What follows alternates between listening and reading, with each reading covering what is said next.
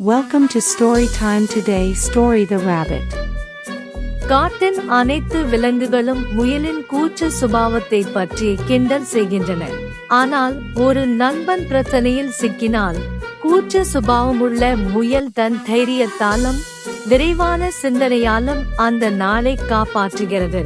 முயல் ஒரு சன்னி நாளில் ஒரு பச்சை புல்வெளியில் ஒரு கேரட் சாப்பிட்டுக் கொண்டிருந்தது. மற்ற விலங்குகள் அங்குமிங்கும் ஓடி விளையாடுவதை பார்த்து ரசித்தார். அவர் எப்போதும் கூச்ச சுபாவமுள்ளவராக இருந்தார். அவர் இல்லாமல் அவர்கள் எப்போதும் விளையாடிக் கொண்டிருந்தார்கள். அவர் மிகவும் எளிதில் திடுக்கிட்டதால் அவர்கள் அவரை கேலி செய்தனர். காட்டில் எங்காவது மரம் விழுந்தால் அவர் தனது முயல் குழைக்குள் விரைந்து சென்று நாள் முழுவதும் ஒளிந்து கொள்வார். நீ மிகவும் பயந்த பூனை, முயல் டெடி குட்டி ஒருமுறை அவனை கடந்து சென்றபோது சொன்னது.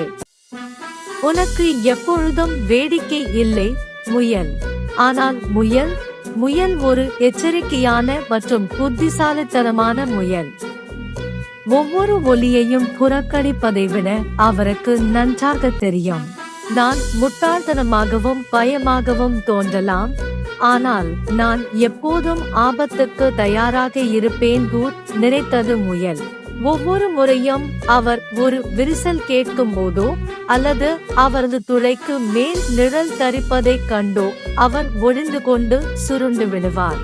ஒரு நல்ல நாள் மற்றதைப் போலவே தொலைதூர விரிசல் கேட்டது.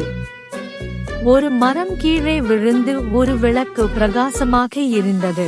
முயல் தனது துளைக்குள் நுழைந்தது. மற்ற விலங்குகள் தொடர்ந்து உல்லாசமாக இருந்தன. முயல் தன்னால் முடிந்தவரை சத்தமாக ஓடு என்று கத்தியது. ஆனால் யாரும் அதை கேட்கவில்லை. எனவே அவர் தனது துளைக்குள் குதித்து ஒரு பந்தாக சுருண்டார். முயல் மறைந்திருந்த போதும் மற்றவர்கள் சிரிப்பதை கேட்க முடிந்தது. பின்னர் திடீரென்று முயல் சில சத்தம் கேட்டது. சில ஓடுகிறது. பின்னர் பீவர் கத்த ஆரம்பித்தது. காடை எரிகிறது, காடை எரிகிறது, எல்லோரும் ஓடுங்கள், தீ பரவுகிறது. முயலின் ஓட்டையை கடந்து ஓடும்போது பீவர் தொடர்ந்து கத்தியது. காடு முழுவதும் பெரும் பீதியில் மூழ்கியது.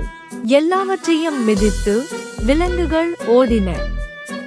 ஒரு தூசி மேகம் மற்றும் தீயில் காட்டில் விட்டு முயல் மட்டுமே அவரது மறைவிடத்தில் தரைக்கு அடியில் பாதுகாப்பாக இருந்தது.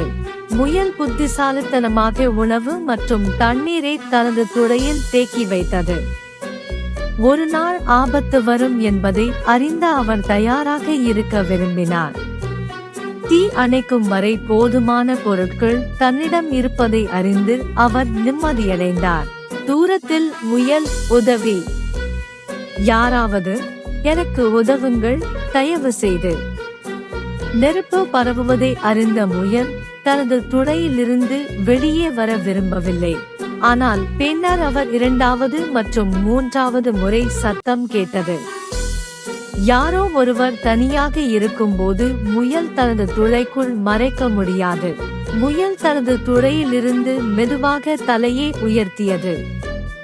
சுற்றிலும் எரியும் மரங்களை அவனால் பார்க்க முடிந்தது.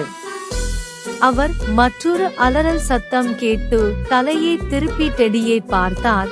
குட்டி ஒரு தடித்த விழுந்த கிளைக்கு அடியில் கால் அகப்பட்டு கிடந்தது. அவனை சுற்றி இருந்த நிலம் எரிந்து கொண்டிருந்தது. நெருப்பு நெருங்கிக் கொண்டிருந்தது.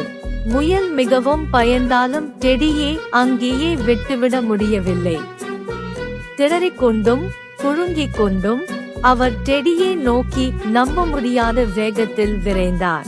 முயல், தயவு செய்து இந்த விஷயத்தை போக்க நீங்கள் ஒரு வழியை கண்டுபிடிக்க வேண்டும் என்றார் டெடி. ஜெஸ்ஸி அங்குமிங்கும் ஓடத் தொடங்கினாள். உதவிக்கான வழியை தேடினாள். கிளையின் மறுபக்கம் எரிய ஆரம்பித்து மெலிந்து வருவதை முயல் பார்த்தது. முயலுக்கு ஒரு யோசனை வந்தது. அவர் தனது துளைக்குள் இறங்கினார். அவன் தண்ணீரை சேமித்து வைத்திருந்த சில கொட்டை உரைகளை எடுத்துக்கொண்டு மீண்டும் டெடியை நோக்கி ஓடினான். கிளையை நோக்கி விரைந்தான். கிளையில் தண்ணீர். கிளை இப்போது மெல்லியதாகவும் தள்ளாடக்கூடியதாகவும் இருந்தது. ஆனால் டெடியால் இன்னும் கால்களை விடுவிக்க முடியவில்லை.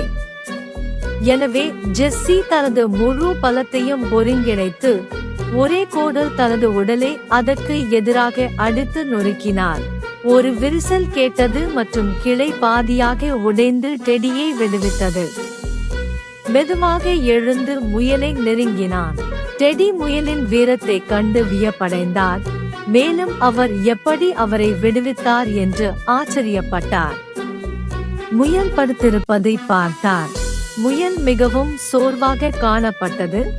எனவே அவர் அதை தனது வாயில் எடுத்துக்கொண்டு அருகில் உள்ள குளிர்ந்த குன்றுகளுக்குள் நெருப்பிலிருந்து விரைந்தார். சில நாட்களுக்கு பிறகு அனைத்து விலங்குகளும் காடுகளில் ஒரு புதிய இடத்தில் குடியேறின. அங்கு நெருப்பு எட்டவில்லை.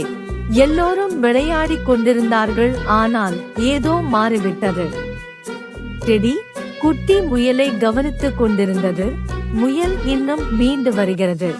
யாரும் முயலை பார்த்து சிரிக்கவில்லை. ஏனென்றால் அவர் தங்கள் நண்பரை காப்பாற்றினார். அவருடைய தைரியம் அவர்களுக்கு தெரியும்.